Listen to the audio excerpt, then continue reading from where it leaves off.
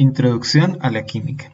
En esta ocasión vamos a entrar a ver qué es la química, cuáles son las implicaciones que tiene para los organismos y su ambiente, y qué aportes o qué ventajas ha tenido para el ser humano. ¿Qué es inicialmente? Es una ciencia natural que estudia la materia. La química se caracteriza porque utiliza la experimentación. Ello implica el uso de instrumentos, hace además uso de las matemáticas y estudia el mundo natural, junto a la biología, la física y la astronomía. Hasta aquí, estas características tienen que ver con que la química sea una ciencia y que además sea una ciencia natural. Ahora, ¿qué cosas estudia la química con respecto a la materia? De la materia, ella se centra en propiedades, en las transformaciones y la energía asociada a esas transformaciones cuando hablamos de la materia. Entonces recordémoslo, que estudia de la materia se concentra en sus propiedades, en sus transformaciones y en la energía relacionada con esas transformaciones. ¿Por qué estudiar química? ¿Por qué la vemos tanto en el bachillerato como de pronto aquellos que se especializan en este campo de estudio? Primero porque la química tiene un impacto sobre todo lo que utilizamos y hacemos. Por ejemplo, la química se relaciona con los medicamentos y los cosméticos. Se relaciona con las pinturas, los lubricantes y aceites. Se relaciona también con los productos de aseo e higiene que usamos a diario. Se relaciona con los procesos bioquímicos que suceden en nuestro interior y en el interior de otros organismos, como la respiración, la digestión, etc. También a base de desarrollo en química se han creado materiales muy necesarios para la electrónica. También la química incide en los materiales y en los textiles. De hecho, hay ramas de la química especializadas en el diseño de esos materiales o en métodos de obtención de fibras artificiales como la licra y el nylon, que son textiles. También la química se relaciona con los alimentos y la agricultura. Porque pues a base del estudio químico de ciertos fertilizantes o compuestos de control de plagas, pues la química ha ayudado a esas ramas. También la química se relaciona con los combustibles. Sabemos que trabajamos con la mayoría de máquinas y de automóviles o medios de transporte mejor, funcionan a base de combustibles fósiles, pero también la química ha buscado alternativas de combustibles que tengan un menor impacto en el medio ambiente. Como vimos anteriormente, hay mucho que abarcar en química, o sea, el campo de estudio es supremamente grande. Ello provocó la necesidad de que se crearan ramas específicas de la química. Vamos por la química general. Ella estudia los principios fundamentales sobre composición y comportamiento de la materia y de la energía. Es decir, esa química general estudia los principios básicos del comportamiento de la materia y de su composición. Las cosas básicas. La química inorgánica se concentra en todos los compuestos que conoce el ser humano, con excepción del grupo de compuestos hechos a base de carbón. La química analítica. Ella se concentra en el estudio de los métodos experimentales que nos permiten identificar y separar los componentes que hacen parte de mezclas y de compuestos. Entonces nos permite hacer un análisis de muestras de materia, identificar de qué están hechas, separar sus componentes, etc. Eso hace la química analítica. Finalmente, la química orgánica se hace cargo del estudio de esa enorme y vasta familia de compuestos hechos a base del elemento carbono. Ahora, la química también se asocia a otras ciencias para comprender el universo en el cual habitamos. Se apoya en el lenguaje matemático para poder representar reacciones químicas, efectuar cálculos e interpretar leyes. Vamos a ver cuáles son esas otras ciencias con las cuales interactúa la química. Entonces, el mapa conceptual que tenemos aquí al costado izquierdo nos ilustra que si la química interactúa con la física, genera un nuevo campo de estudio llamado la físico-química.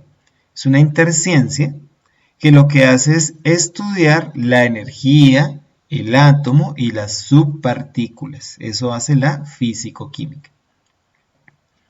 Por otro lado, cuando la química interactúa con la geología, se forma una interciencia llamada geoquímica, que se enfoca en el estudio de la composición química de las rocas y de los minerales. Por otro lado tenemos la astronomía, que en combinación con la química nos forma una interciencia llamada astroquímica. Esa astroquímica estudia la estructura y constitución de los astros, llámese asteroides, cometas, planetas, lunas y otros cuerpos celestes. Y miremos que la geoquímica y la astroquímica son campos de estudio que van muy a la par uno con el otro. ¿Por qué? Hoy en día que hablamos de las exploraciones que van hacia otros planetas de nuestro sistema solar, incluso cuerpos que están por fuera ya en las partes más alejadas del sistema, requieren de un grupo de personas especializadas en estas interciencias, la geoquímica y la astroquímica, para poder interpretar la composición de esos cuerpos celestes. Finalmente, la química tiene una gran interacción con la biología, generando un campo de estudio bastante amplio y de mucha importancia llamado bioquímica, que se concentra en el estudio de los procesos químicos que suceden al interior de los seres vivos. La bioquímica, de hecho, es una interciencia que es la base para la comprensión de muchos sucesos relacionados con la medicina, con la farmacia, etc. Vamos a hablar ahora acerca del impacto de la química. Empecemos con los efectos benéficos. En la agricultura y la alimentación, uno de los beneficios o de los impactos positivos que tiene la química es la creación de abonos artificiales y de productos que controlan las plagas. Esto pues permite a la agricultura y a la alimentación obtener alimentos, llámese frutas, verduras, cereales, que son de mejor calidad y cuya producción es mucho mayor. En lo que se refiere a materiales y textiles, la química ha generado impactos benéficos ya que se ha permitido la fabricación de fibras artificiales que tienen muchas características que no encontramos en fibras naturales. Por ejemplo, la resistencia en eslingas o cuerdas hechas de tela que soportan estructuras o andamios muy pesados. Fibras como el nylon, la licra, entre otros. Otro efecto benéfico, hablemoslo en el campo de acción de la bioquímica y la química farmacéutica. La química ha permitido el desarrollo artificial de vitaminas y de fármacos y hormonas que ayudan a controlar muchas enfermedades, incluso erradicarlas por completo. Bueno, pero así como la química tiene un lado positivo, un lado benéfico, no podemos desconocer que la química también ha tenido efectos adversos sobre nuestro planeta. Por ejemplo, la contaminación relacionada a productos agroquímicos en los suelos y en las fuentes de agua. Claro, cuando usamos esos productos en la agricultura, con las lluvias, parte de esos productos se van a los acuíferos y a las fuentes de agua contaminándolos. y afectando obviamente a la fauna y a la flora relacionada con esos cuerpos de agua. También dentro de los efectos adversos está la creación de materiales sintéticos que tienen una difícil descomposición, una descomposición extremadamente larga en el tiempo. Tal es el caso de productos como el poliestileno, al cual nosotros llamamos normalmente icopor, plásticos, entre otros materiales cuya descomposición natural es supremamente lenta.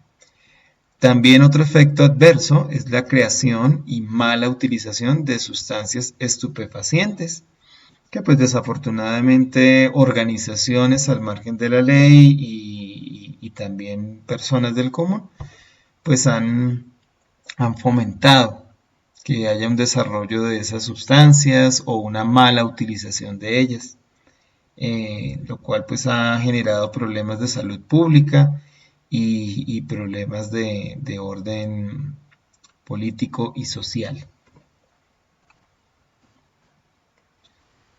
A raíz de todos estos efectos adversos, o de la mayoría de ellos, surge una nueva visión de la química llamada química verde, es decir, una química orientada bajo principios de sostenibilidad que sea amigable con la salud y con el medio ambiente.